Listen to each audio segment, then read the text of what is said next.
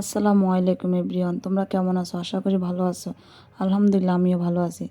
আজকে আমি তোমাদের সাথে শেয়ার করব উটের মাংস। দেখো উটের মাংসগুলো কত সুন্দর। এগুলো আসলে বাংলাদেশ থেকে নেওয়া না, এগুলো বাড়ি থেকে আনছে। আসলে সচরাচর তো উটের মাংসটা বাংলাদেশে পাওয়া যায় না।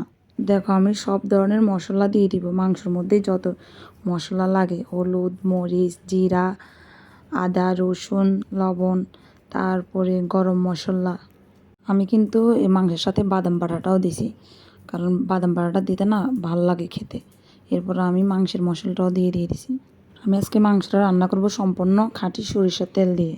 সরিষার তেল দিয়ে রান্না করলে ফ্লেভারটা অনেক সুন্দর আসে। মাংসের সাথে সব ধরনের মশলাগুলো মিক্স করে এরপর আমি চুলায় বসিয়ে দিয়েছি।